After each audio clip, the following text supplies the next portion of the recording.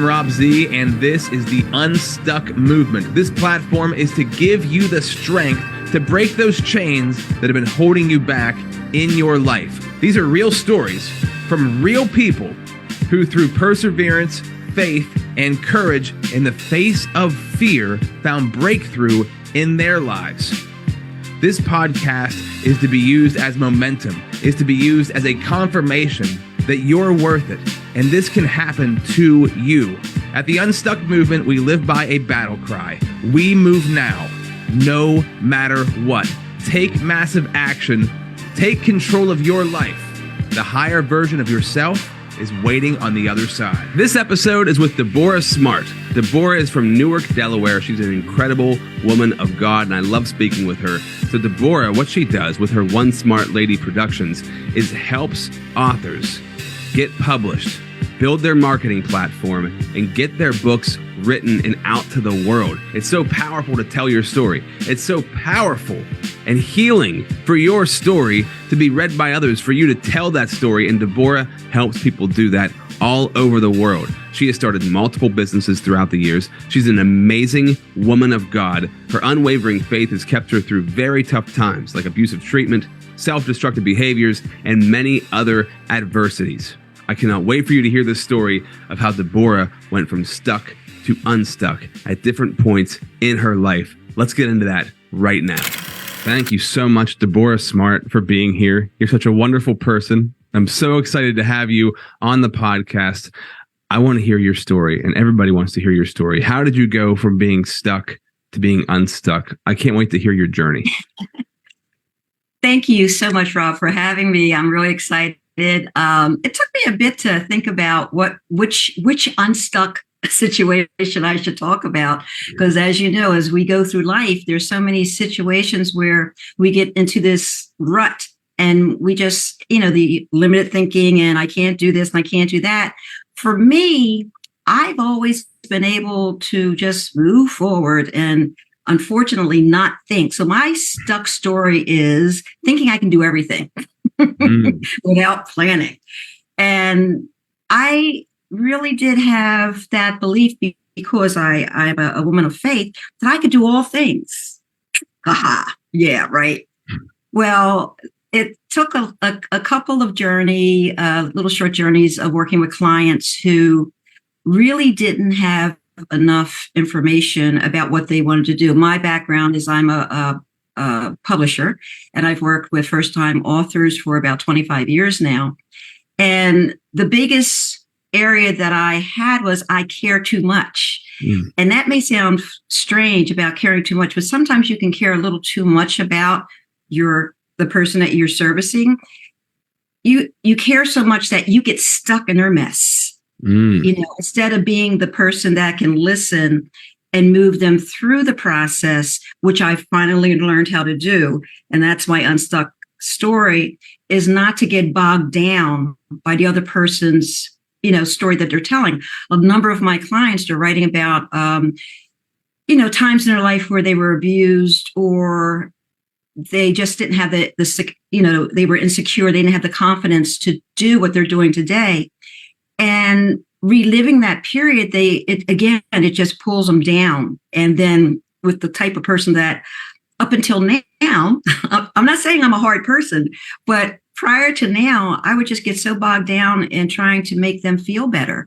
I'd forget about our purpose of the whole project, and time would go on, and I would spend all these hours, wasteful hours that I wasn't getting paid, helping this person along. And I really didn't mind doing it because that was my mentality. And I'm not saying it's a negative mentality, but as a business person, you have to understand where to have the boundaries and to draw the lines of caring too much. Yeah. And part of being an empath is that, right? You end up picking up other people's emotions, taking on their things, and now you've got to sort through their things along with your things. That's exactly right. Where does theirs end and mine begin? Yeah, it's so true, right? Wow. So, yeah, tell me about that journey. How about the stuck part of that, right? So what did it look like for you going through that process with the clients that you were working with?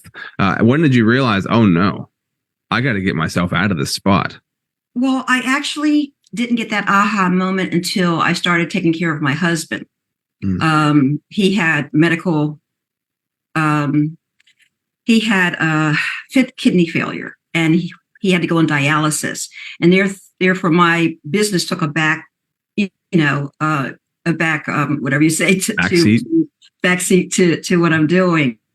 And as I learned how to be a caregiver for him, I also saw where I needed to learn how to back off, because he was becoming very angry because I wanted to do too much, where there was a line between being the caregiver where I'm smothering him and not allowing him to have that independence. So the learning really came from a personal journey as opposed to the business journey.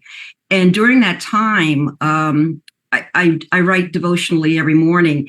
And during that time, I was talking to the Lord in my prayer. And I actually heard him say I had to learn to be still because I was doing too much. And then also learn to focus on what I was doing, learn to focus on now instead of being all over the place. And then learn to follow the desires of my heart. So since April 2021, that's when my transition of being unstuck started, the journey, where I really learned how to back off and pay attention. Now, is this something that I really need to be involved in or not? And it's worked wonders. I mean, I really am a different person from prior to being Willie's caregiver to now. I really know. I'm sorry, I'm laughing because you see me in action with the musical chairs where I take charge. Yeah, we were at a retreat and we were playing musical chairs with the team. And was it, who did you knock me off the seat? Or I knocked you off a seat because Mike knocked me off the seat. Because Mike knocked you off the seat and I landed on the floor. And things got a little tense for a minute because the competitive Deborah came out. Hey, and that was really a transformational moment for me too, because it showed that, I mean, I went into the game. I'm sorry, this little backstory. We were away at a transformational retreat, and they made us do a whole lot of things that I normally wouldn't do.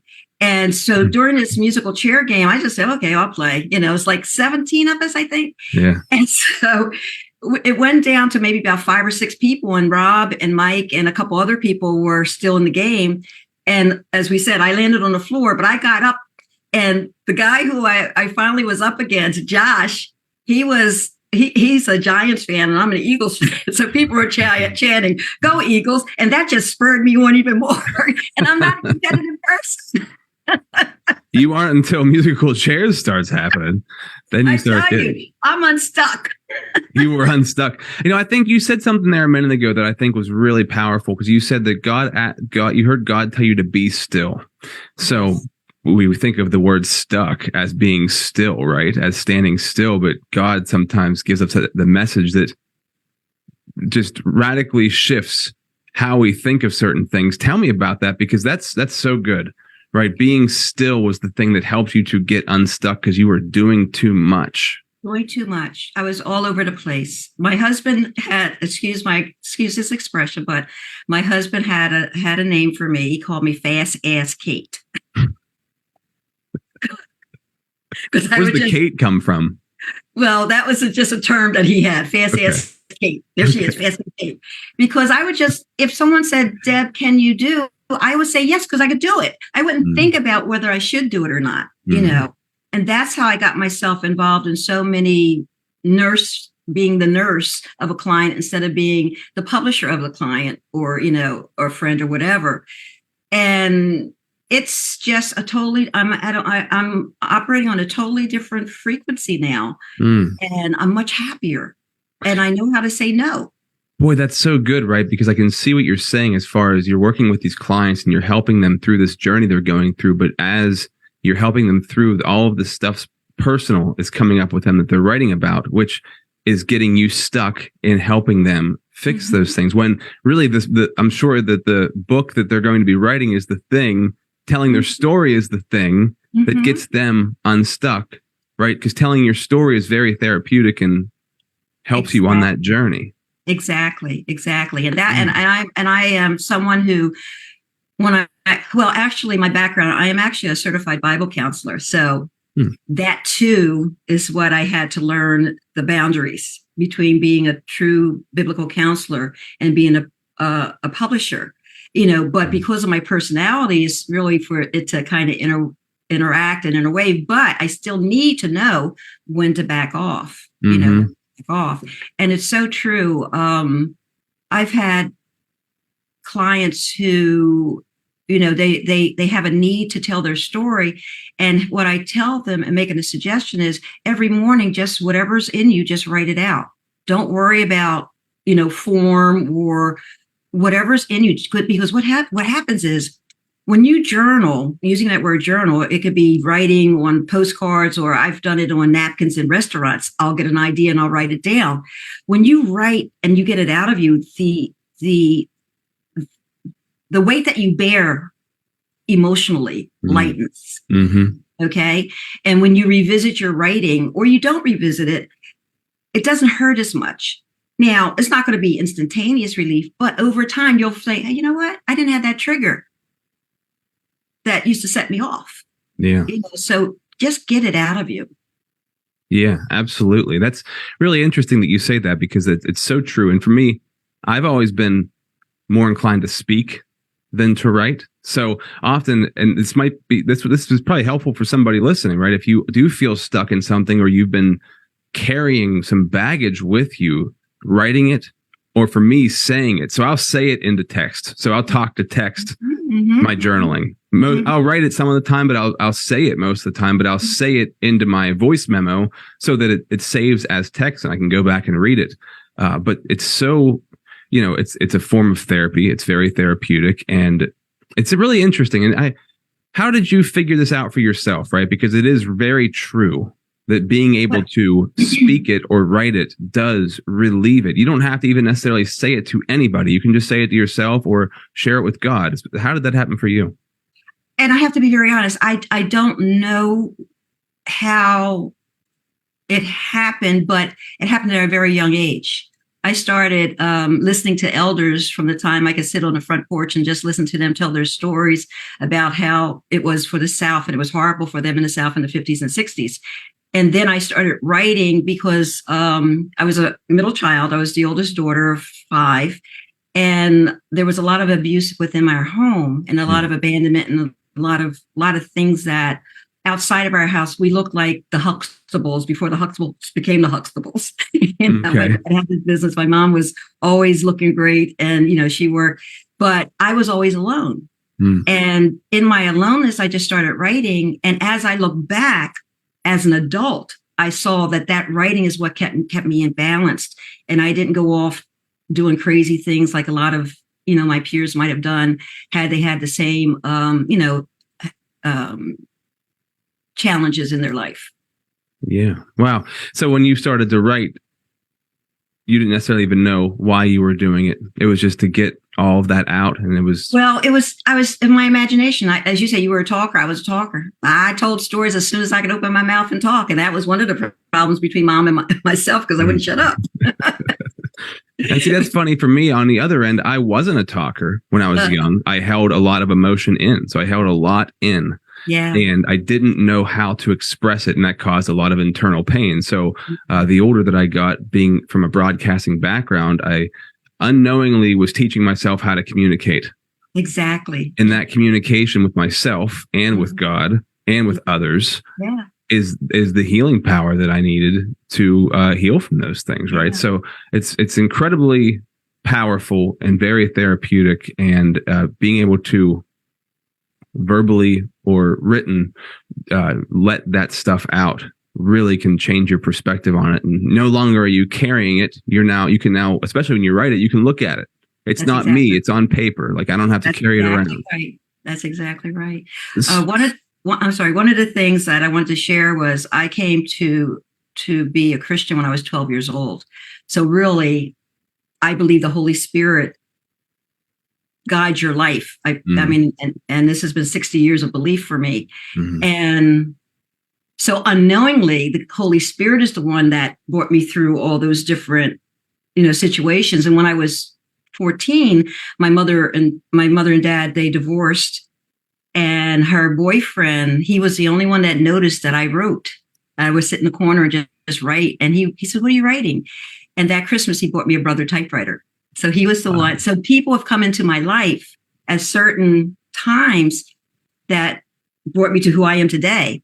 But Mr. Ike, I'll never forget him for that. He sat down and he listened to my story. He says, "That's really good." And for Christmas, I got my first Brother typewriter. Amazing. How cool is that? Those people come into your life and see you. Yeah. Right? So that was the first person you felt saw you for what you were doing, or for as far as the writing is concerned. Yeah. As far as the writing is concerned. Yeah. That's really powerful.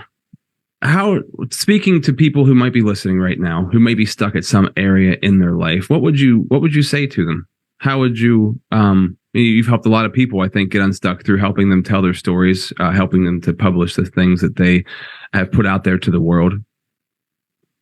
What would you share with them as far as maybe they were in a similar situation that you were at? Do you want to speak some words into them? What would that look like? Well, one of the things is to recognize that you are not alone. It's very, when people are going through situations, most of the times they think they're the only ones going through that situation. I was able to rise above depression through my writing, but I was also able to rise above depression by meeting people and being connected to people who had positive lives. And I learned what a good marriage looked like from two of my girlfriends. They had great mom and dads, and they all sat down at the dinner table together and had conversation. So who in your circle, or who can you describe that could come into your circle, that can come as they come to your table, and really you feel comfortable? Find somebody you feel comfortable to communicate with. I mean, Rob and I, we met, by chance at a retreat, and we connected almost immediately. I mean, it was just amazing. So don't be afraid to connect to somebody. Don't be afraid to share a little bit of you. You don't have to tell everything, but share a little bit about what you like. Find somebody that likes the same thing, and then see if you can build a relationship out of that. So true. And I think for me personally, that what we say resonates a lot, because just a tiny amount of vulnerability, number one, sharing a tiny amount about yourself opens the other person up to open up to your world, and you open up to their world. And also, and it's cliche maybe in the personal development space, but ask people questions. So be genuinely interested in somebody else. And I think, especially speaking to people who might have trauma, and they might really have trouble trusting people and letting people in. You don't have to, like you said, reveal all the deep, dark secrets about yourself. And you also can build a therapeutic barrier where it's not necessarily you're letting this person take over your life. You're not letting them fully into your life if that's not something you're comfortable with, right? If it's not the right person. But if you want to grow, you have to open yourself up to other people. You have to open yourself up to conversation with them, and you have to let them see you. You have to be seen, and you have to see them, right? Exactly. And oftentimes it can be scary to let yourself be seen, because you've been hurt before, or somebody's shot you down before, or you just don't have the confidence in yourself. But you find the right circles, and the more that you work on yourself and continue to, and you and I are both Christians, right? So the more we trust in God, trust in Jesus, that we're on the right path, and we ask I always ask for God to bring the right people into my life, to let me see the right situations to be in. Yeah. Boy, people just show up. I'm telling you, they do. It's the truth. People show up at the craziest times, at the best times, and it's just it's so inspirational. How, for yourself, I'm curious, like, have you also written some books? Yes, I have written some books. How can people find out about what you've written? Well, I call it my marketing hub. It's my home on the internet. It's one smartladyproductions.com. I'm known as One Smart Lady. Love that. So good. And that's not making me a big hit or anything like that. It's just that people call me One Smart Lady. And it's your last name. So, I mean. And it's my last name. Exactly. Yeah. I asked them if they want to see my driver's license. to prove that I'm One Smart Lady. But on the landing page, you'll see a green button that says Ask One Smart Lady. And just click on that button. You can ask me anything. Okay. And again, within reason, I will respond. But rather than have like an opt-in page or anything like that, it's just, I'm open, because this is what I do. I really am here to serve, whether it's as a publisher. I call myself a publishing strategist now, because what I've been doing is building up relationships with other publishers, because I really want to hone in on what I call the preschool area for authors, to help them relax and find their confidence about writing and really build up the confidence about exposing the content that they want to write about, So I'm looking at being the first line of defense in the publishing arena. And so Ask One Smart Lady, just click on the green button. The question I want to ask you, One Smart Lady, is lots of people out there feel like they have a book inside of them. A lot of people, I think everybody, and me at some point I will, everybody should write a book at some point in time, just therapeutically, right? What would you say to somebody who's always felt that way? Because I'm sure you've had this question asked to you many times. Somebody who's always felt like they have a book inside them and they don't know where to start. What should they do? Have a conversation with me. Seriously, just have a conversation with me, because I've been involved in the professional side of writing and publishing for 25 years now. But I've been writing since I was a little girl. I've been writing a long time and working with a lot of different community of writers, from the corporate end down to the one-on-one. And the reason why I really want you to write, whoever it is, I just lost one of my authors. She just passed away. And I believe she was in her late 70s. And I got the call from her daughter the other day, and it just broke my heart, because we were still working on her second book. But her children are championing getting that book done if it's not completely written. And it is written, but they want to build a legacy for their grandmom. Yeah. That story, right, in that book leaves your legacy. That's it. Each story that you have, it doesn't have to be, this is a little thin children's book. Look how thin it is. Whoops. Thin it, I'm showing Rob is a thin book. And, or it could be a thick book. Like Dorothy's book is called The Christmas Surprise. And then I worked with Joe Wilson, who just came out with a poetry book, a Christian poetry book called His Touch. And it's a wonderful small book. It doesn't have to be a thick book. And I think the most pages you need to do an Amazon book, I think, is 24, so 24 pages and you got a book. Some of the most powerful books of all time were the shortest books. Yeah. James Allen, As a Man Thinketh, comes to mind. Neville Goddard's old books from the 1900s. Rob. As a Man. Yeah. Yep. Great minds think alike there, Deborah. See, I'm one smart guy, I guess, maybe.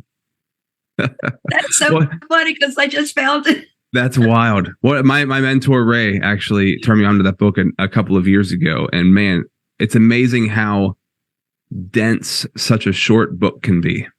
Powerful. Like, we did a 2-month mastermind on a book that's how many pages is that book? 45, 50, 70? I don't even know. 42. Yeah. You could get more out of that book than you can get in most of the 500-page books you'd buy today. I've had this book for 35 years. I mean, Incredible. It's a go-to book. Yeah. It's truly a go-to book when I'm putting, workshops together and programs and things of that sort. Yeah, it's kind of like, the Bible, like where every time you open it up, you get something new out of it. You see something new.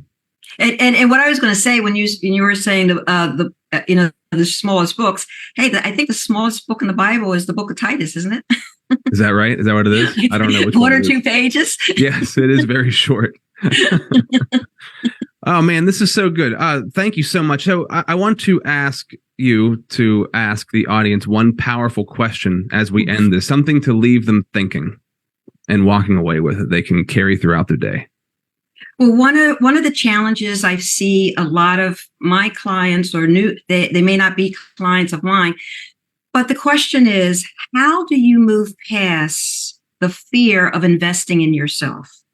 One of the things you need to understand is no matter what hobby you turn into a business, you are now in business and you have to pay for services. So what would take to get you unstuck, to move past that fear of giving money to somebody for service that you need? Right. That's a great question, right? What is, and it's such a powerful question. What will it take to get you past the fear of investing in yourself? Yeah. What point? That's a great question, because I've had that question for myself many times. Rob, what's it going to take for you to invest in yourself, to find the right people that are going to help you and invest so that they can help move you forward? That's because you need the resources to get you beyond where you are right now. Yeah. Yeah. So good. Thank you so much, Deborah. That was amazing.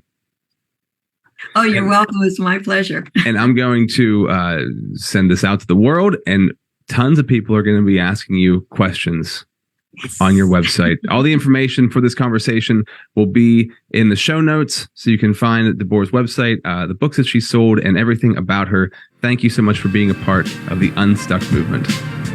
Thank you, Rob.